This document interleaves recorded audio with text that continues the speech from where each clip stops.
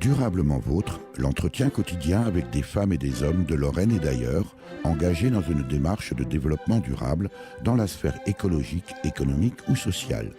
Lorsque parfois leur action se situe à l'intersection des trois sphères, elle ou il nous ouvre alors la voie d'un autre monde possible, vivant, viable et vivable. Durablement Vôtre, en partenariat avec les radios associatives de Lorraine. Aujourd'hui, nous évoquerons les produits et richesses du terroir. Et je vous emmène au 19e marché d'automne d'Annonville-sous-les-Côtes. C'est dans la Meuse, entre Metz et Verdun, et c'était dimanche 1er octobre 2017. Éric Mutschler, Durablement Vôtre.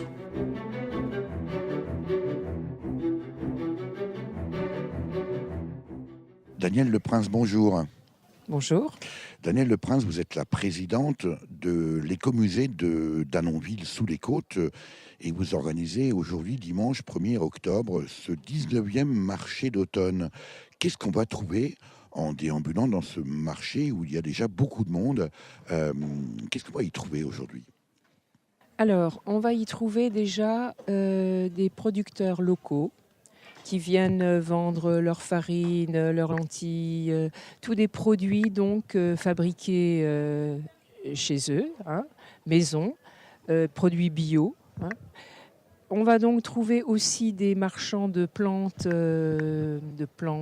d'appartements ou de plantes d'extérieur. J'ai vu des fraisiers par exemple, voilà.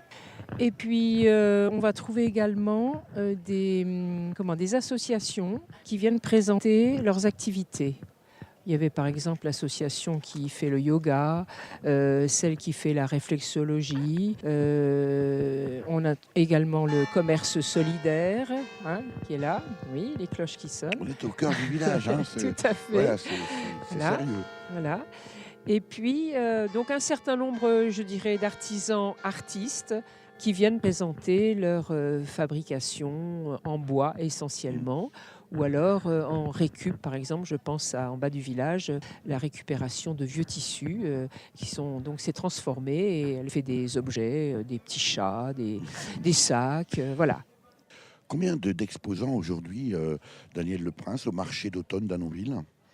Alors en tout, je dirais qu'il y en a une soixantaine.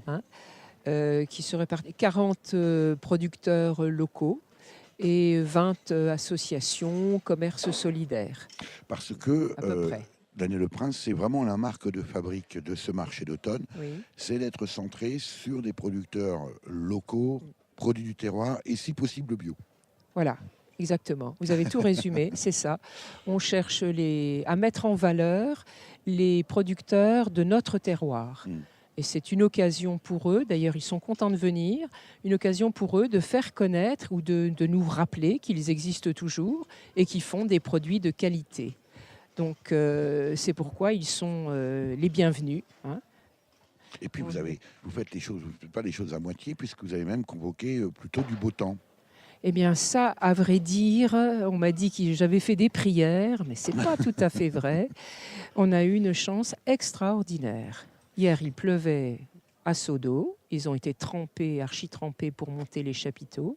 Et puis aujourd'hui, un temps ensoleillé et une douceur. Voilà, un beau jour d'automne. Ouais. Danielle Leprince, en qualité de présidente de l'écomusée, évidemment, l'écomusée Durablement Vôtre est déjà venu en parler, présenter cette réalisation remarquable qui parle de la manière dont on vivait au XIXe siècle ici à Annonville-sous-la-Côte. Qu'est-ce qui vous a amené, qu'est-ce qui amène l'association écomusée que vous présidez à mettre autant d'énergie, parce que c'est du travail, on imagine bien, dans l'organisation d'un tel marché d'automne? Alors, c'est beaucoup d'énergie, effectivement. Qu'est-ce qui nous amène à cela? Écoutez, quand je vais parler du résultat, parce que les gens viennent spontanément nous dire « Ah ben je viens aider, je viens faire ceci, je viens faire cela ». On n'est pas obligé d'aller pleurer, voilà. C'est quelque chose que les gens ressentent. Il y a une âme dans ce marché, et il y a toute une philosophie de vie qui est par derrière, qui sous-tend notre organisation. Et je crois que les gens apprécient ce côté nature, sain, le bien manger. C'est-à-dire ça répond à un besoin aujourd'hui de nos concitoyens? Ah bah ça, j'en suis persuadée, oui, oui, oui.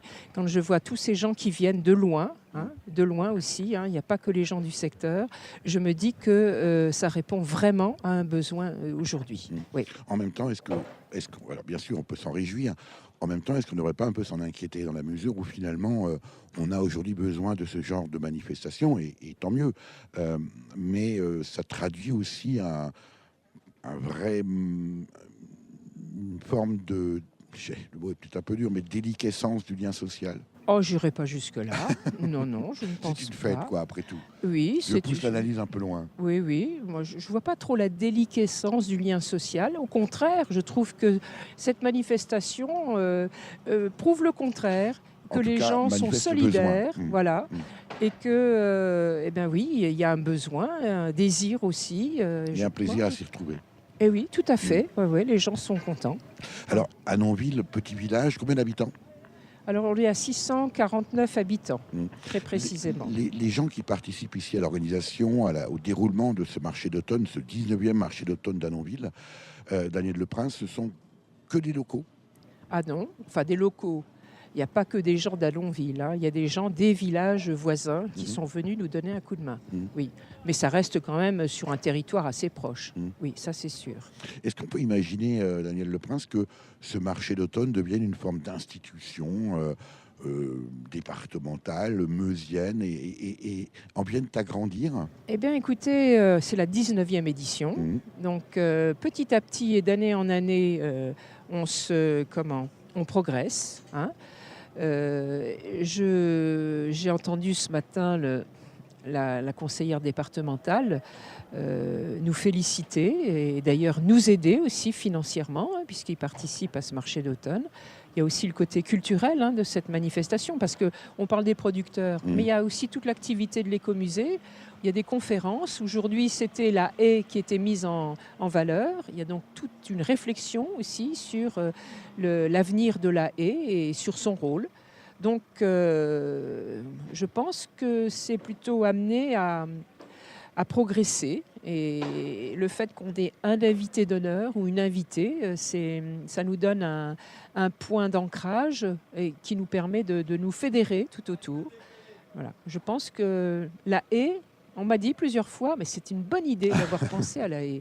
Et voilà. Alors, l'invité de l'année prochaine, on a déjà une idée, Daniel Leprince? Pas encore. Ah, on a peut-être déjà une idée, mais on ne la saura pas. Alors, vous êtes, je le rappelle, présidente de l'écomusée d'Annonville, organisateur aujourd'hui de ce marché d'automne à Annonville sous les Côtes, en Meuse.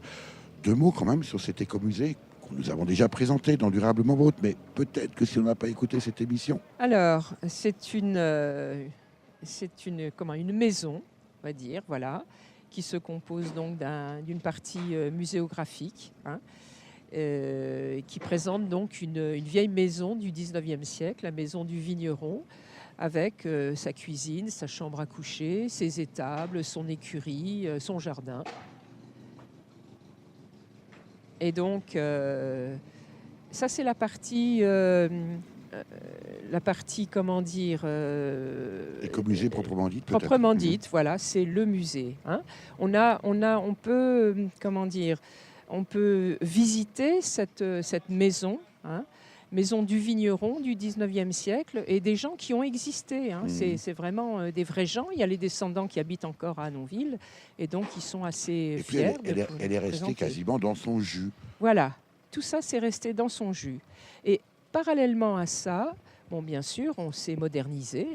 Donc, on a créé une boutique, on a créé une salle de conférences, de réunions, on a créé une huilerie, on a arrangé la cour, les sanitaires, et on a réformé tout notre jardin. Vous passez un peu rapidement sur l'huilerie, là, Daniel Leprince, parce que c'est là aussi une réalisation remarquable. C'est vrai, donc une huilerie du 19e siècle, là aussi, qui est tout à fait spectaculaire quand on voit ces 2 grosses pierres. Elle fonctionne grâce à nos bénévoles là aussi, hein, parce que bon, il faut de temps en temps mettre un peu Un peu réparer d'huile. une petite pièce, mettre un peu d'huile dans les rouages, et puis il faut la faire tourner. Alors elle repose sur l'activité des bénévoles, et ça vraiment je leur en sais gré parce que c'est vraiment un point fort de cet écomusée. On a envie de voir l'huilerie, voir comment on fait l'huile de noix essentiellement, hein, puisque c'est ce qu'on y fait. Ça sent bon, voilà. Et puis Je c'est veux dire, naturel. c'est naturel et ça attire beaucoup de monde. Daniel Leprince, oui. Et je voulais rajouter quand même, il y a toute la partie abeille, Mhm. hein. Il y a toute la miellerie qui existe. Alors le rucher voilà. école, j'ai vu, était présent sur le marché Oui. d'automne d'Annonville, on passerait les voir. Daniel Leprince, quelle est votre motivation? Parce que bien sûr, être présidente d'une association comme l'Écomusée d'Annonville, d'abord c'est un travail bénévole, hein, et puis c'est un sacerdoce, non? Oui, je veux bien le mot sacerdoce, mais en fait, c'est vraiment avec grand plaisir que je participe à cette équipe pour développer l'écomusée et pour apporter donc à la société tout un progrès, toute une réflexion sur le bien-être, le mieux vivre, le vivre ensemble. Et je dois dire que ça me motive parce que ça correspond à ce que je ressens, à ce que je voudrais. Donc c'est ça qui me motive en fait. Et le monde change. Oui, le monde change, mais nous aussi on change, hein, on s'adapte, hein, parce que on réfléchit, on transforme des choses, oui, oui, oui. Mais on essaye de garder le côté naturel, le côté comment vous dire, on est quand même des progressistes, hein, il ne faut pas croire qu'on vit à l'ancienne, c'est pas vrai. Non, non, mais on essaye de vivre bien. Voilà. Eh bien écoutez, en tout cas, vous le portez bien, Daniel Leprince. On va aller visiter et déambuler comme ça, passer un moment avec vous dans ce marché d'automne d'Annonville sous les côtes. C'était le dimanche 1er octobre, c'était la 19e édition et on espère bien sûr vous retrouver l'année prochaine à la même période pour cette 20e édition. Merci à vous. Merci. T'as cassé la chaîne de mon tracteur. T'as brisé la roue de mon étendeuse. Tu ne veux plus tirer les vaches. Tu laisses la terre s'abandonner. On n'est pas fou, on n'est pas fin. On n'est pas chez nous, mais on est bien. On vit sur le bien-être social. On attend le chèque dans la boîte à mal. Tu es trop dur sa machinerie. T'as perdu la moitié de mes outils. Tu me dis que ça ne vaut plus la peine. Tendre les moutons pour la laine. On n'est pas fou, on n'est pas fin. On n'est pas chez nous, mais on est bien. On vit sur le bien-être social. On attend notre chèque dans la boîte à mal. Tu ne veux plus écarter les jouals. Tu ne veux plus soigner le cochon. Tu me dis que tu t'en vas à Montréal. Prends ton bagage puis creuse ton camp. On n'est pas fou, on n'est pas fin. On n'est pas chez nous, mais on est bien. On vit sur le bien-être social. On attend notre chèque dans la boîte à mal. Ouais, on attend notre chèque dans la boîte à mal. Durablement vôtre, Éric Mutschler. Nous sommes toujours au marché d'automne d'Annonville sous les côtes, c'est dans la Meuse et c'est aujourd'hui dimanche 1er octobre, ce marché annuel. On visite les stands, on rencontre les gens, beaucoup de monde ici à ce marché d'automne, très axé et uniquement terroir. Et puis voilà, on se promène, on rencontre Pierrick Moreau. Pierrick Moreau, alors vous venez de terminer une conférence sur les haies. D'ailleurs, c'est le thème cette année du marché d'automne. Et vous êtes trésorier à tout faire de l'association Et alors. Et du coup, on est rentré chez vous parce qu'il fait bien bon. Vous habitez ici à Annonville, sous les côtes. On verra que ce n'est sans doute pas un hasard non plus. Et alors, il y a un jeu de mots, Pierrick Moreau. Oui, bonjour. Il y a effectivement un jeu de mots. On a créé cette association il y a un peu plus d'1 an maintenant. Et effectivement, le nom de l'association, et alors, ça pousse à la réflexion en se disant, qu'est-ce qu'on fait? Ça fait des années qu'on entend parler du problème des haies, de l'érosion de la biodiversité. Voilà, parce que et alors, ça s'écrit H-A-I-E comme une haie. Voilà, exactement. Donc ça porte sur les haies, mais surtout en interrogeant les gens, qu'est-ce qu'on va faire concrètement pour régler ces problèmes-là dont on nous parle depuis maintenant un bon bout de temps. Alors, on va peut-être prendre les choses au départ, Pierrick Moreau. D'abord, pourquoi cet intérêt chez vous pour les haies, et puis surtout, pourquoi devoir protéger aujourd'hui les haies? Ok. Pourquoi cet intérêt pour les haies? En fait, avec donc Jean-Louis Lamy et Vincent Guillaume, on a créé cette association. Donc, on a tous les 3 des cursus dans le domaine de l'environnement. Moi, personnellement, j'ai fait à peu près 10 ans de bénévolat ou de salariat dans le domaine de l'environnement.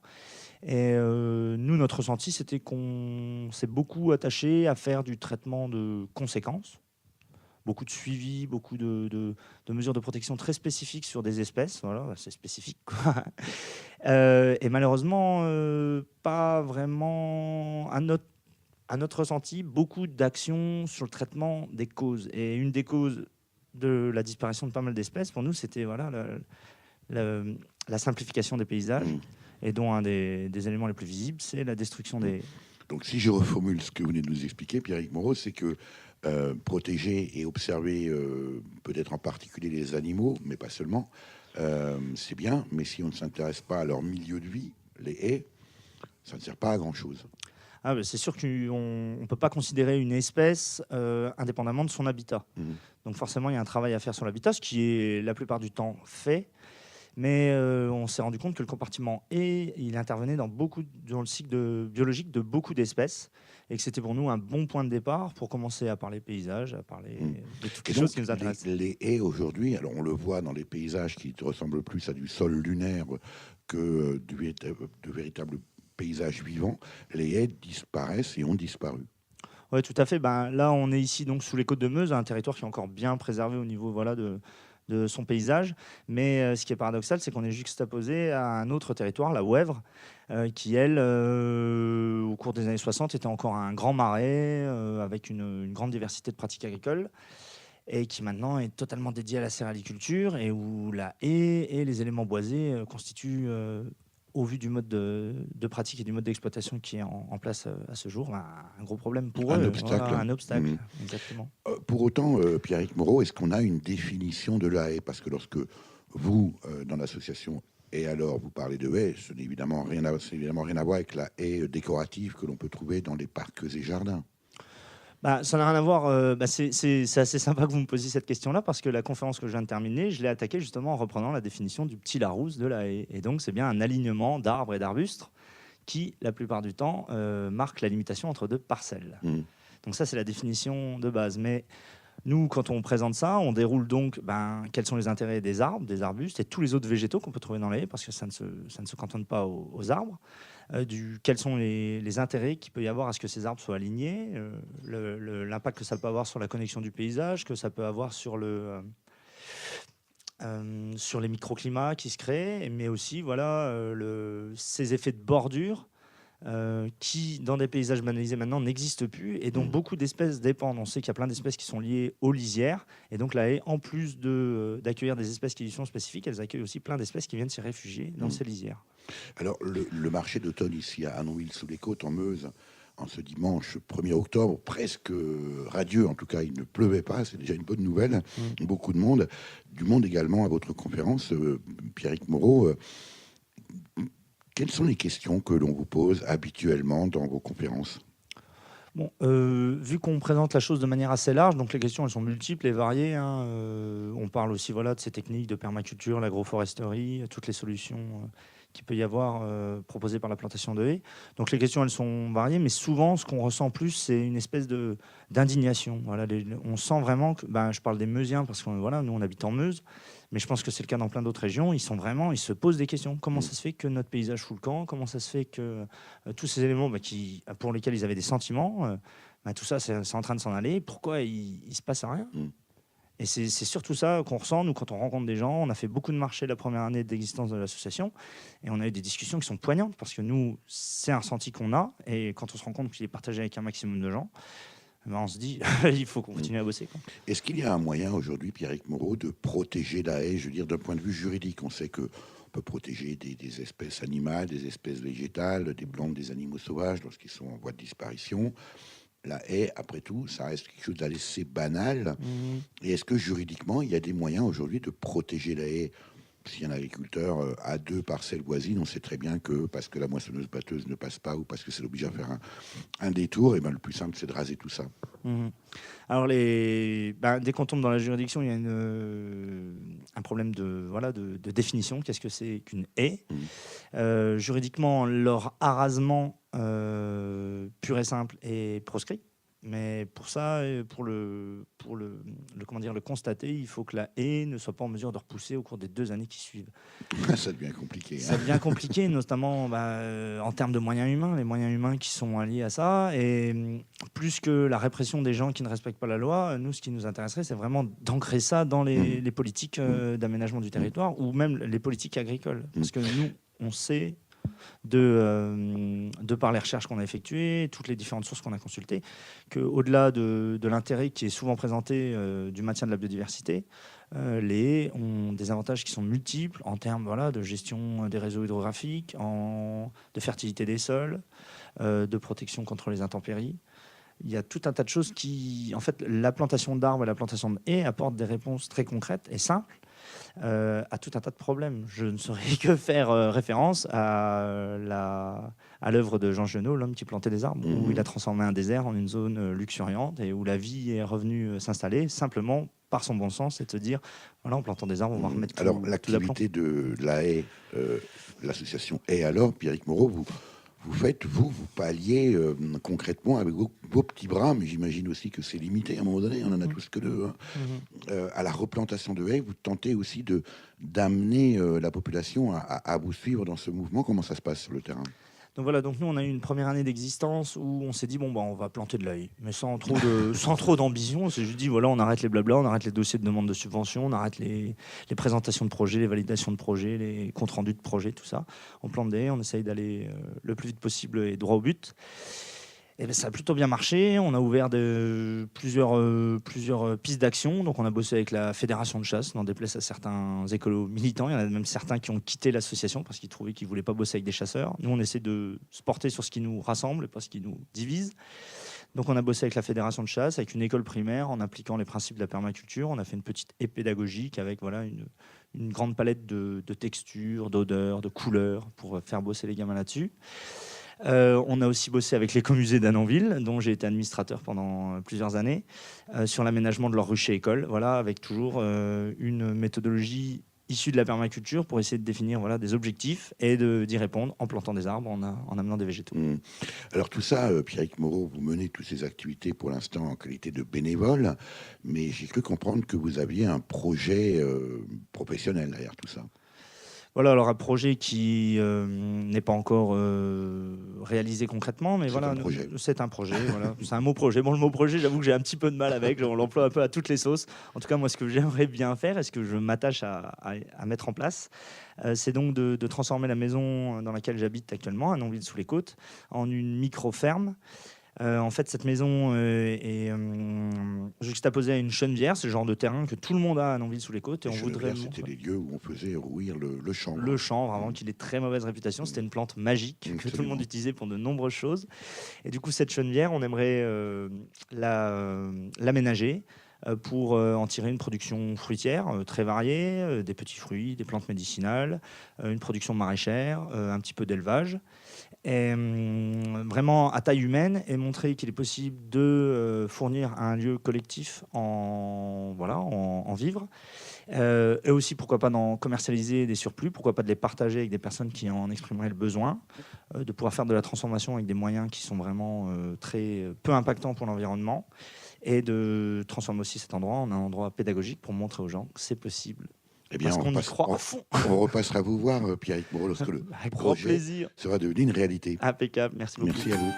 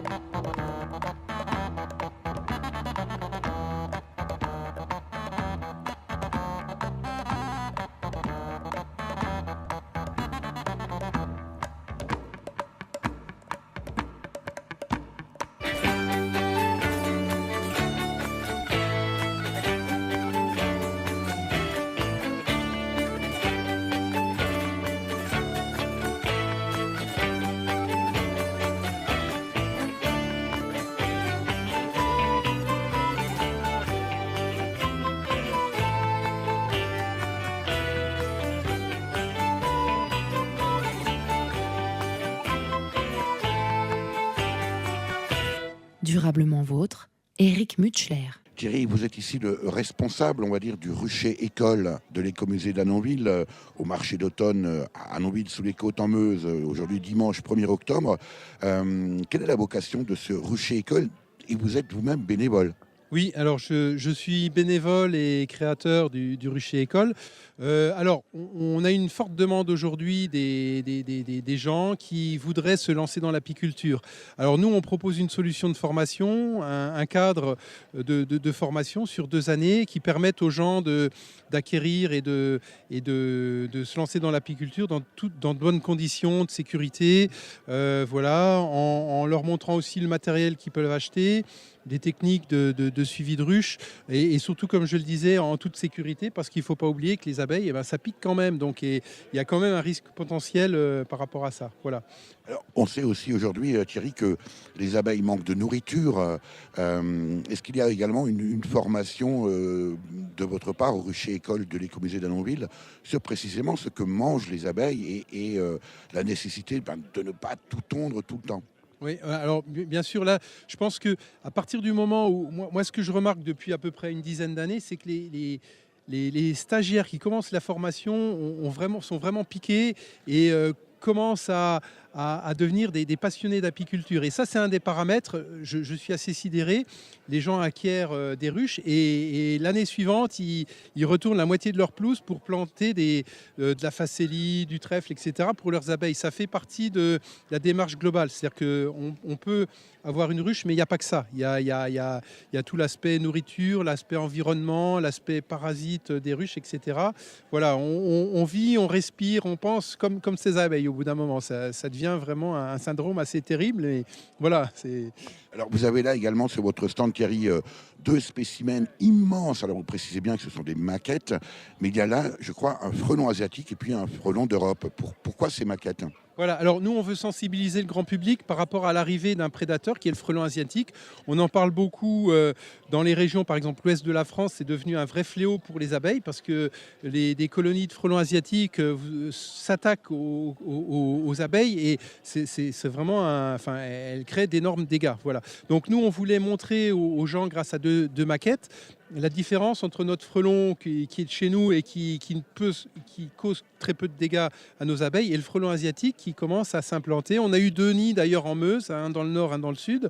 Donc on espère que les premiers nids vont être détectés et surtout détruits par les pompiers pour éviter qu'ils ne s'installent durablement sous notre territoire. Merci Thierry. Merci, au revoir. Durablement vôtre, Éric Mutschler. Nous sommes toujours au marché d'automne d'Annonville-sous-les-Côtes en Meuse, aujourd'hui dimanche 1er octobre 2017. Eh bien, dans nos pérégrinations, on rencontre, tiens, pourquoi pas Marie, qui tient ici l'atelier cuisine. Bonjour Marie. Bonjour. Expliquez-nous en quoi consiste cet atelier cuisine.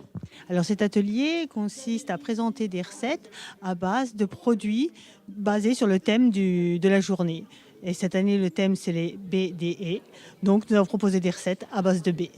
Alors, est-ce qu'on trouve beaucoup de choses dans les haies d'une manière générale? Je pense que vous allez nous confirmer.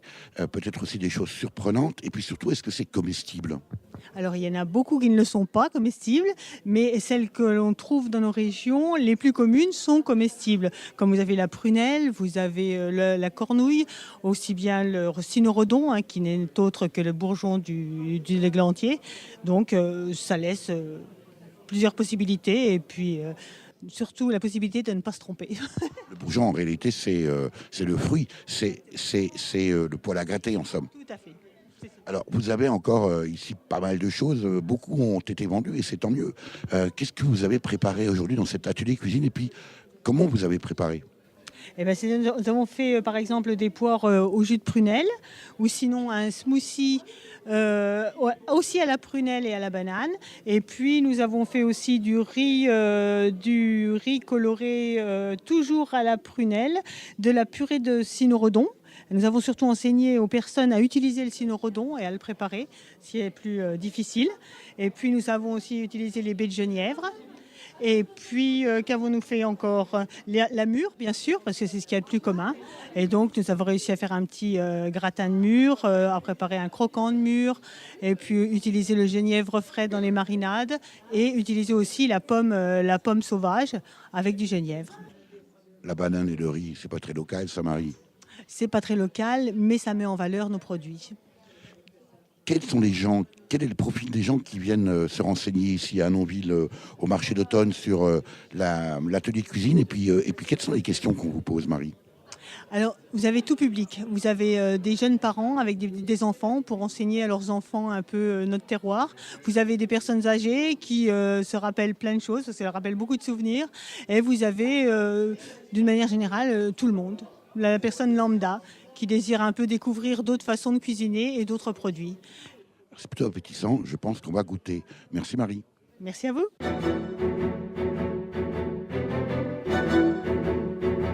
Durablement vôtre, Éric Mutschler.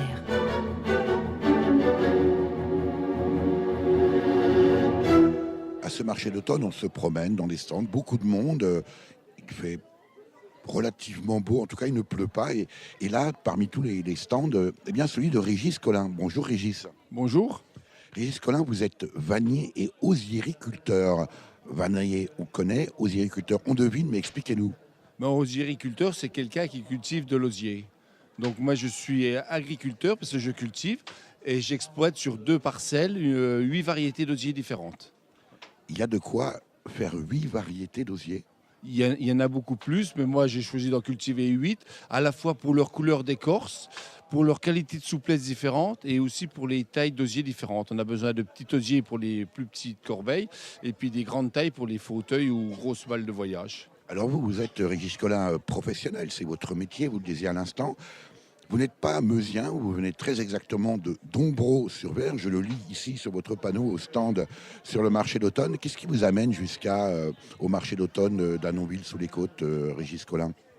J'ai été contacté une première fois en 2001, je crois, par l'association qu'organise. Et puis, je suis venu. Et puis, c'est vrai que ici, c'est un vrai marché du terroir. On trouve des producteurs locaux et des gens qui viennent pour la production de ces exposants.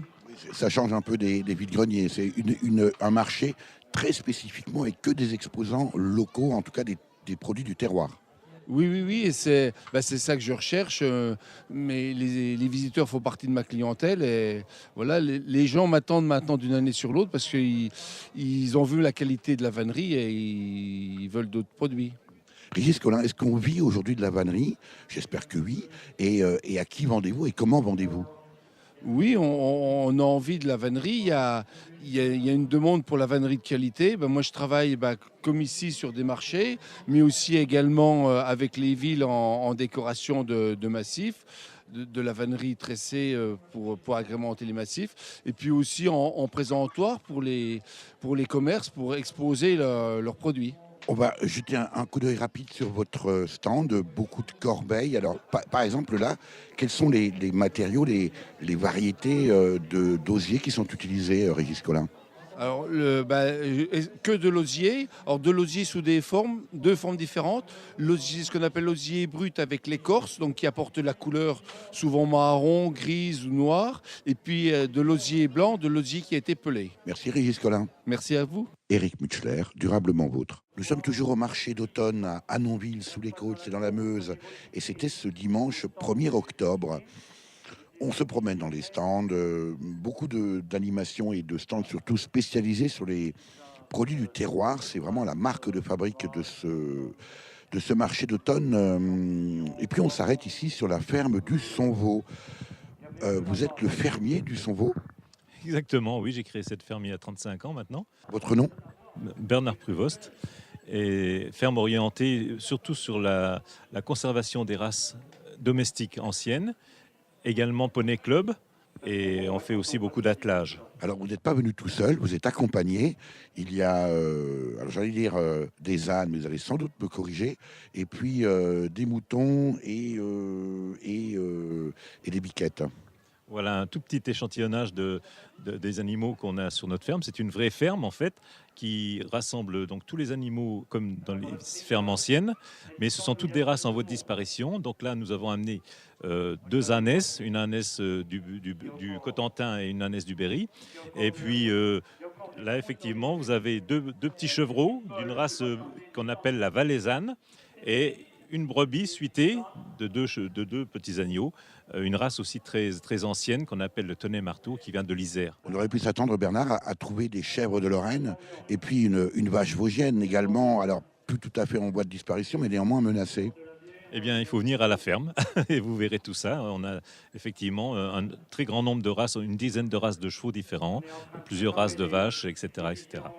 On viendra effectivement vous voir.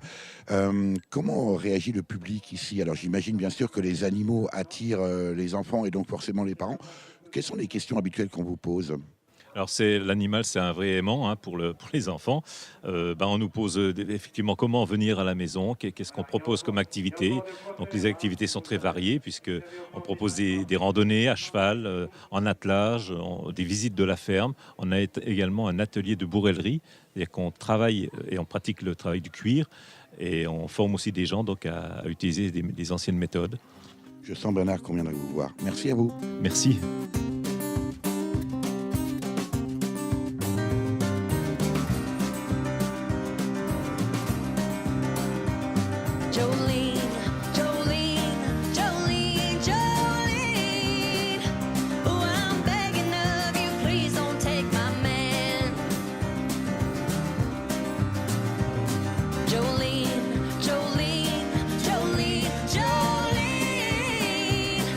Please don't take him even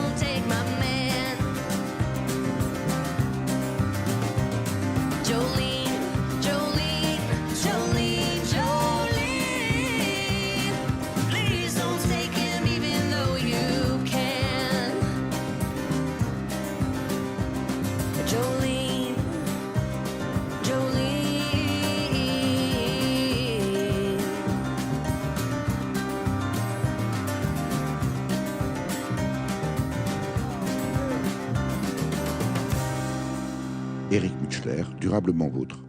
Voilà, notre promenade au marché d'automne d'Annonville-sous-les-Côtes en Meuse se termine en ce dimanche 1er octobre. Nous sommes avec Blandine Leprince. Blandine Leprince, vous êtes directrice de l'écomusée d'Annonville, cheville ouvrière de ce marché d'automne. Bilan de cette 19e édition. On est satisfait, bon, pour plusieurs raisons. On a eu quand même près de 70 exposants présents, avec une météo hyper favorable. Et puis ça, c'est une question d'organisation, ça. On va dire ça. Et puis en plus, du public venu en nombre, donc du public curieux. Et on a peut-être ressenti aussi beaucoup de jeunes publics, donc de familles avec des enfants en bas âge. Donc ça, c'est un point gagnant aussi. Vous avez le sentiment que le public évolue précisément parce qu'il y a une plus grande sensibilité des gens, peut-être des parents, justement, à emmener leurs enfants à redécouvrir la richesse d'un territoire? Alors ça doit jouer, je pense effectivement qu'il y a une curiosité à la découverte. Et puis il faut dire aussi que le marché offre un panel d'activités qui peut correspondre à toutes sortes de cibles, de personnes.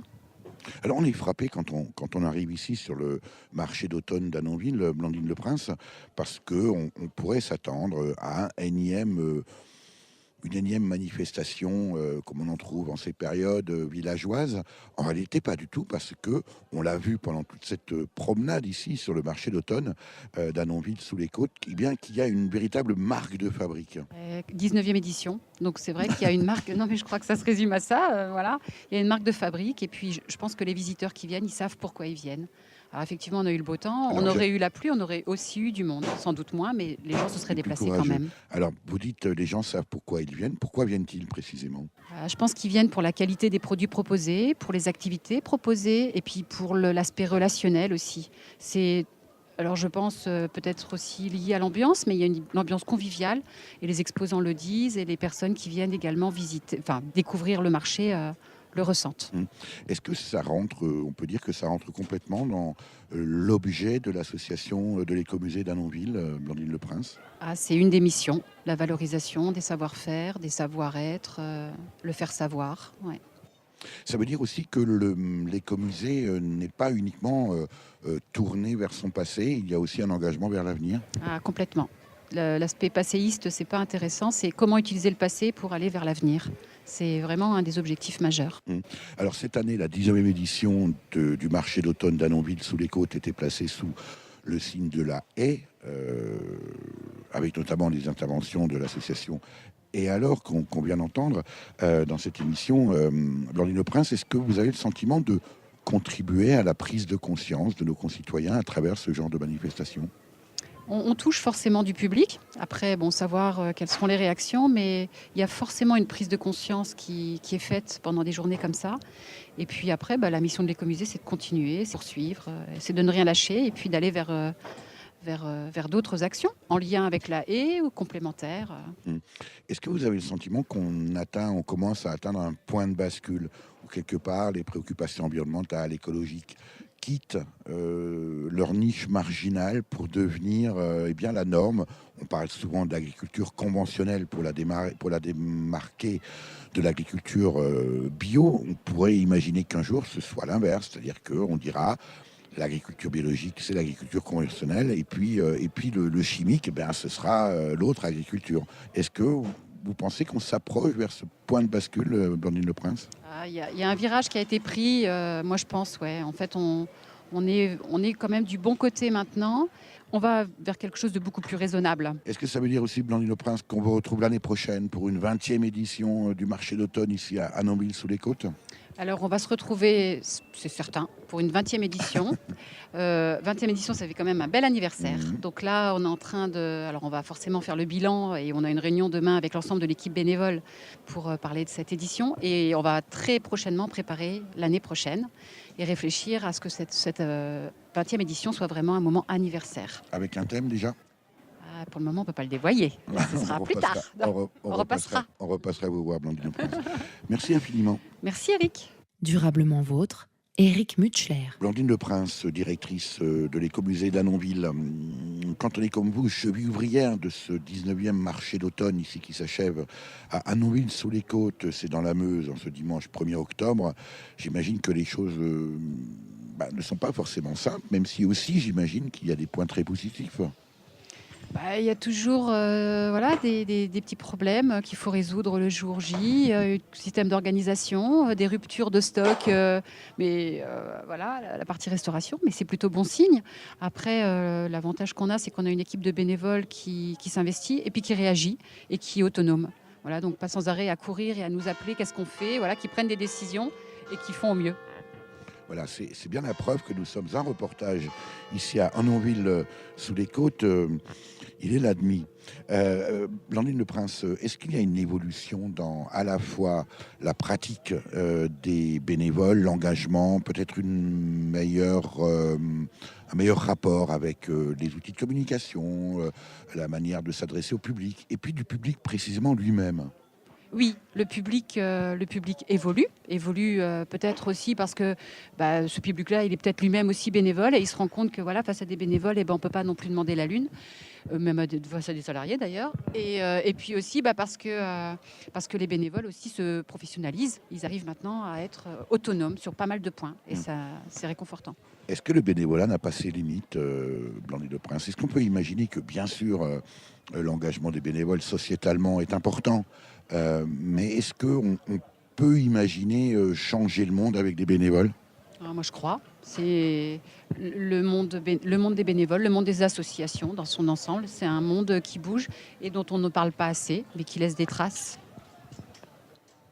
Pour autant, c'est aussi des perspectives économiques. Alors bien sûr, les associations rendent un service social et économique.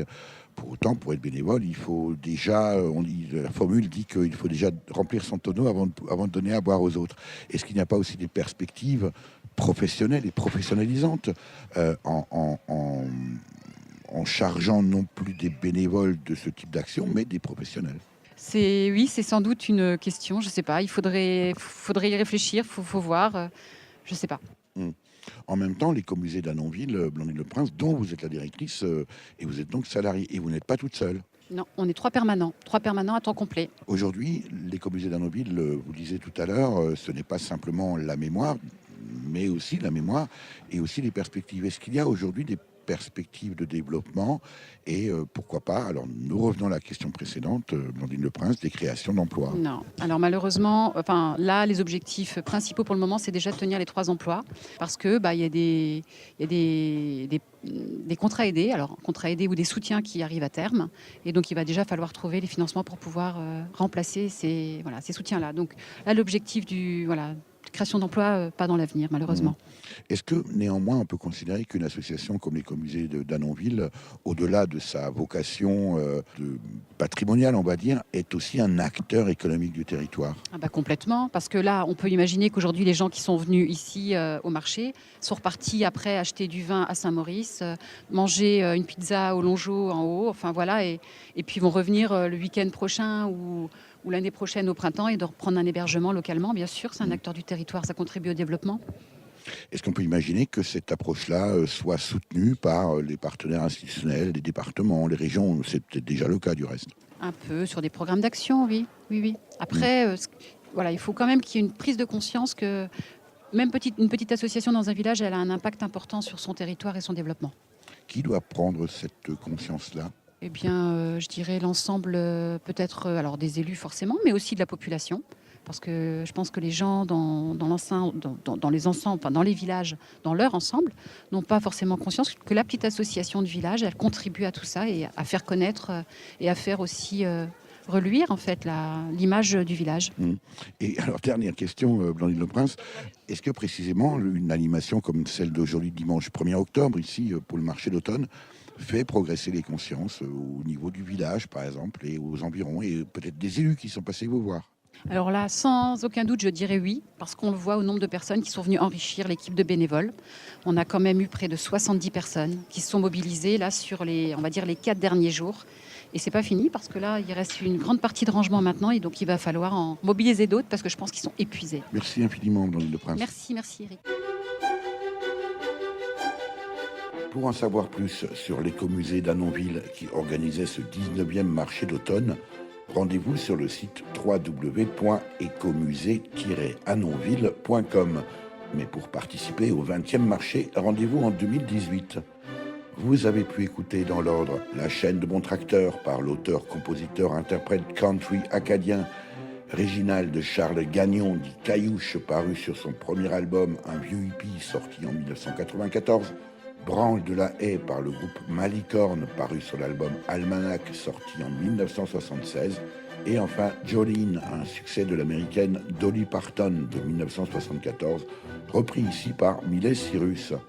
À la technique et au montage, Véronique Olivier. Vous pouvez réécouter cette émission dès la semaine qui suit sa première diffusion sur le site www.durablementvôtre.fr.